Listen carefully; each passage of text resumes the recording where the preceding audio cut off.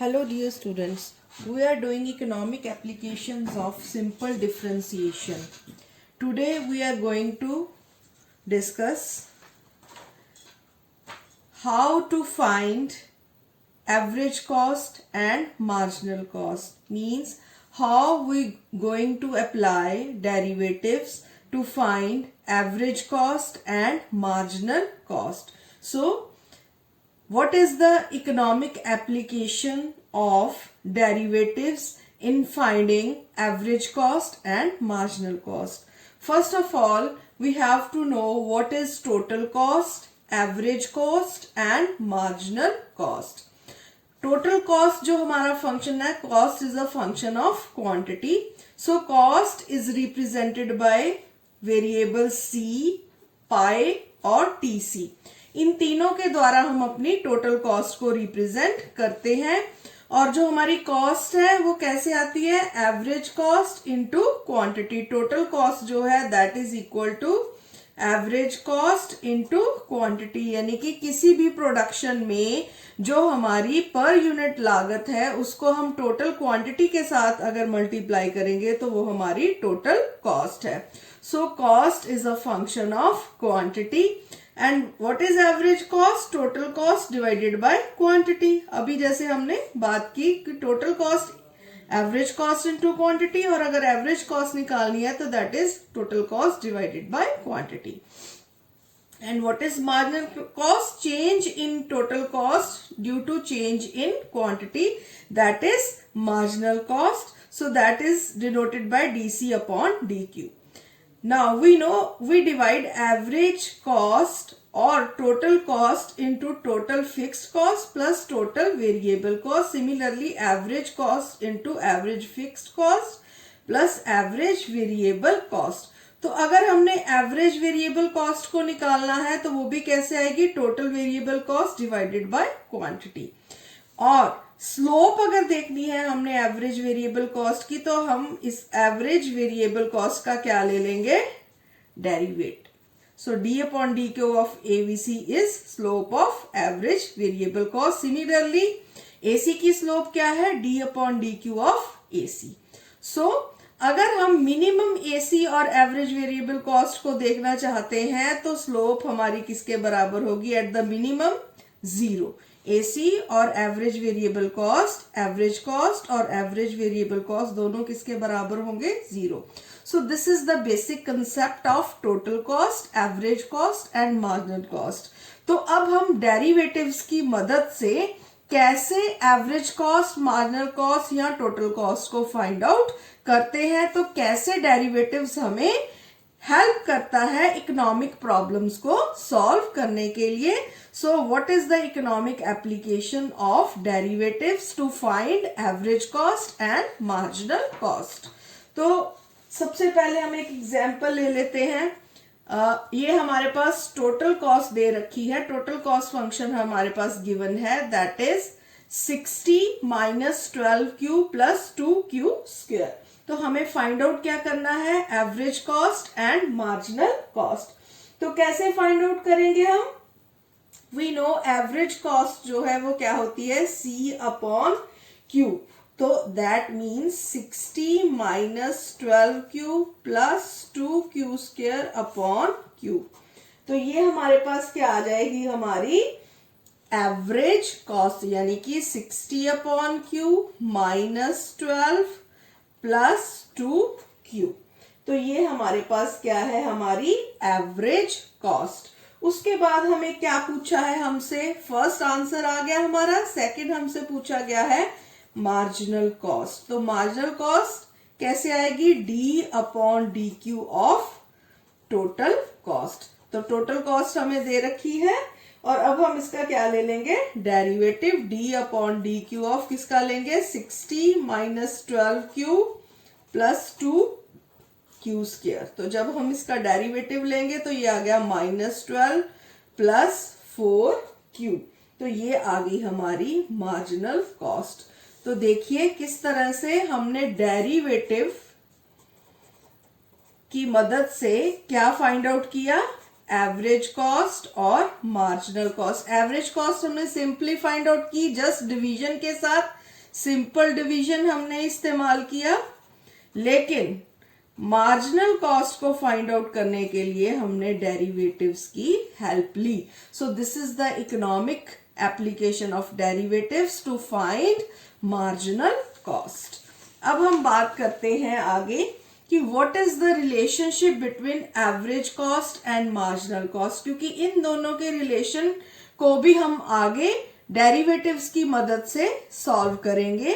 तो हम देखते हैं कि हमें पता है, देखते हैं पहले तो ये जो इन्होंने रिलेशनशिप बताया है वो क्या है कि स्लोप ऑफ एसी जो है वो होती है 1/q mc minus AC. This is the formula. ठीक है जी. तो अब इस फॉर्मूला, ये फॉर्मूला हमें गिवन है, लेकिन ये कैसे आया, इसको हमने डेरिवेट किया, इस फॉर्मूले को हमने डिराइव किया. कहां से डिराइव किया? वी नो कि एसी की स्लोप, एवरेज कॉस्ट की स्लोप कैसे आती है. अभी हमने पीछे डिस्कस किया था कि स्लोप कैसे आती है एवरेज कॉस्ट की, d/dq ऑफ एसी. तो स्लोप कैसे आती है? d/dq ऑफ एसी, ये हमने डिस्कस किया था. अब यही हमने slope of AC d/dq of AC, और एसी हमें पता है एवरेज कॉस्ट किसके बराबर होती है? Total cost divided by quantity. So c/q हमने यहां लिख लिया.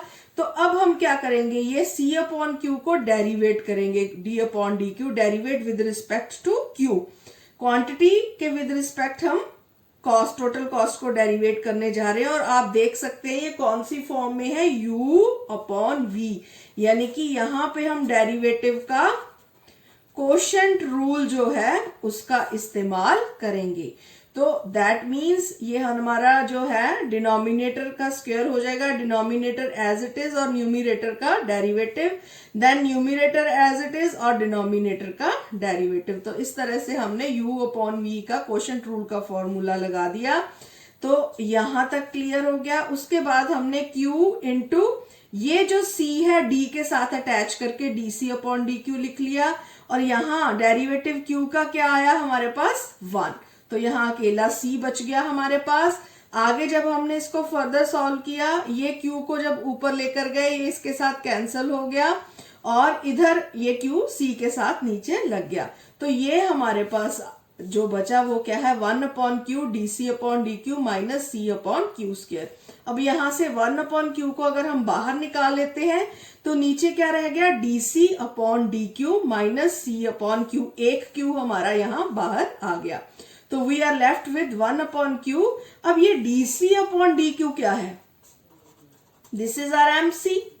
And what is c/q? This is our ac. तो यहां हमने mc लिख दिया और इसकी जगह हमने ac लिख दिया. हेंस ये हमने जो फॉर्मूला है ये डिराइव हो गया. स्लोप ऑफ एसी से शुरुआत होकर हम इस फॉर्मूले में पहुंच गए हैं, और आगे क्वेश्चंस को सॉल्व करने के लिए इस फॉर्मूले का इस्तेमाल होगा. तो कैसे होगा, चलो एक क्वेश्चन हम सॉल्व करके देखते हैं जिसमें कि स्लोप के बारे में बात की जाएगी. So prove that slope of AC is 1/x mc minus AC for the total cost. So ये हमें एक कॉस्ट फंक्शन दे रखा है और हमें प्रूफ करने के लिए बोला गया कि एसी की स्लोप जो है इस फॉर्मूले के बराबर है. तो चलिए देखते हैं क्या ये संभव है. तो ये हमारे पास ये टोटल कॉस्ट दे रखी है, ये जो सी है ये क्या है, हमारी टोटल कॉस्ट. तो एवरेज कॉस्ट अगर हमने निकालनी है तो कैसे निकालेंगे, टीसी डिवाइडेड बाय क्यू. तो देखते हैं क्या आता है, 60/q माइनस 12 प्लस 2q. तो ये हमारे पास आ गया क्या, हमारी एवरेज कॉस्ट. मार्जिनल कॉस्ट के लिए पहले ही मैंने बताया d/dq ऑफ किसका निकालेंगे, अब हम जो हमें टोटल कॉस्ट फंक्शन दे रखा है 60 माइनस 12q प्लस 2q². तो ये कितना आ जाएगा, -12 प्लस 4q. तो ये हमारे पास क्या आ गया, हमारा mc. तो लेफ्ट हैंड साइड जो है वो हमारी क्या आ गई है, लेफ्ट हैंड साइड जो है स्लोप ऑफ एसी की, उसको अब हम देख लेते हैं. हाँ जी, स्लोप ऑफ एसी जो है वो कैसे आएगा, d/dq ऑफ एसी. तो आपके पास AC है, आप इसका डेरिवेटिव जब लेंगे d upon D Q of AC जब लेंगे तो इट विल कम, पहले लिख भी लेते हैं, d अपॉन डी क्यू किसका लेना है 60 upon Q minus 12 plus 2q। ठीक है जी, तो जब हमने इसका डेरिवेटिव लिया we are left with minus 60 q square plus 2। तो दिस इज द डेरिवेटिव। तो ये हमारे पास क्या आ गया, स्लोप ऑफ AC। ये हमारा लेफ्ट हैंड साइड है। अब राइट हैंड साइड हमारा क्या है, 1 अपॉन एक्स MC माइनस, तो देखते हैं राइट हैंड साइड, यहां इन्होंने x लिया है, हमें जो कॉस्ट है वो किस फॉर्म में दे रखी है C में, लेकिन यहाँ पे हम x यहाँ हमारी क्या है क्वांटिटी, सो हमें Q की फॉर्म में ये दे रखा है, तो हम x की जगह किसका इस्तेमाल करेंगे, Q का। सो 1 अपॉन क्यू। अब MC कितना है हमारे पास, MC हमने निकाला, वो है हमारे पास -12 प्लस 4q। और AC कितना है हमारे पास, एवरेज कॉस्ट हमारे पास है माइनस, ये है हमारी एवरेज कॉस्ट 60 अपॉन क्यू, ये माइनस प्लस हो गया 12 और ये प्लस माइनस में आ गया 2q। तो इसको जब हमने सॉल्व किया तो we will get 1 upon q, ये हमारे कैंसिल हो गए 12 minus 60 upon q plus 2q, 4q minus 2q, तो ये रह गया हमारे पास। तो जब हम इसको सॉल्व करेंगे ये आ गया -60 upon Q square plus 2q upon q, तो q कैंसिल, तो -60 अपॉन क्यू स्क्वायर प्लस 2, तो ये आया हमारे पास। तो ये हमारी क्या थी लेफ्ट हैंड साइड, और ये हमने क्या सॉल्व की है राइट हैंड साइड। तो left hand side is equal to right hand side. So hence proved what, slope of AC is equal to 1 upon Q MC minus AC। सो ये हमारे आपके सामने हमने इसको ये प्रूफ कर दिया। सो स्लोप जो है AC की वो किसके बराबर है, 1 upon Q MC minus AC। अब हम नेक्स्ट एप्लीकेशन देखते हैं, that is to find elasticity of total cost and average cost। so total cost की जो elasticity है हम उसको EC से represent करते हैं, this is elasticity of total cost, और जो elasticity AC की है उसको EAC से। तो इनका क्या रिलेशनशिप है, EAC is equal to EC minus 1, यानी कि एवरेज कॉस्ट की इलास्टिसिटी किसके बराबर होती है, टोटल कॉस्ट की इलास्टिसिटी -1। तो ये भी हमारी एक आइडेंटिटी है। तो अब ये इसको भी हमने डेरिवेट किया है, तो अब हम इसके एक क्वेश्चन देख लेते हैं कि हमें ये कॉस्ट फंक्शन दे रखा है ax² plus bx plus c, find the elasticity of total cost and average cost for the function. तो हमें इलास्टिसिटी निकालने के लिए कहा गया है, तो चलिए पहले इसको डिफरेंशिएट करते हैं विद रिस्पेक्ट टू x। तो जब हमने किया तो हमारे पास आ गया d pi upon D x is equal to 2ax plus b, तो ये आ गया हमारे पास। नाउ अब हम क्या करेंगे, substituting the value of this in the elasticity formula. तो इलास्टिसिटी फॉर्मूला क्या है हमारे पास, किसी भी चीज की जब हम इलास्टिसिटी अगर टोटल कॉस्ट की निकालेंगे तो वो हमारे पास क्या फॉर्मूला होएगा, D pi upon D X into X upon pi.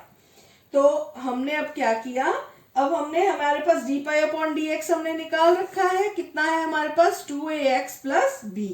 तो हम इसको यहाँ पे लिख देंगे 2ax प्लस b। उसके बाद आगे क्या है x अपॉन, उसके बाद पाई जो है हमें दे रखा है क्या है, उसकी value ax² plus bx plus c। तो जब हम इसको सॉल्व करेंगे तो हमारे पास आ जाएगा x 2ax प्लस b, ठीक है जी, और ax², इसको हम खोलते नहीं है, तो ये हमारे पास वैल्यू हो गई। तो ये हमारे पास क्या आ गया, EC, ये क्या है, इलास्टिसिटी ऑफ टोटल कॉस्ट। अब AC अगर निकालना है तो मैंने आपको बताया EC -1, तो x 2ax plus b upon ax square plus bx plus c minus 1. So this will be your answer. तो हमने सिंपली फाइंड आउट करना है, हमें इनको एलैबोरेट करने की जरूरत नहीं है. सो दिस इज द वे. ये तो एक हमने इक्वेशन फॉर्म में ले लिया जो वेरिएबल्स हैं जिसमें, और अगर आप कांस्टेंट्स के साथ लेंगे तो आपके पास वैल्यूज भी इसकी आ जाएंगी. So this is the way to find out elasticity of total cost and average cost.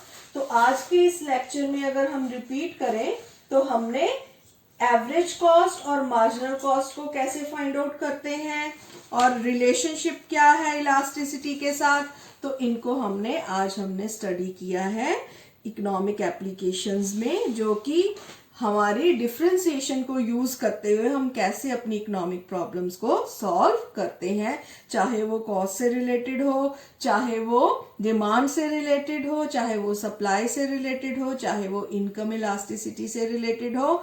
तो हमने 3 डिफरेंट लेक्चर्स में अपने इकोनॉमिक एप्लीकेशंस को जो है स्टडी किया है. Thank you.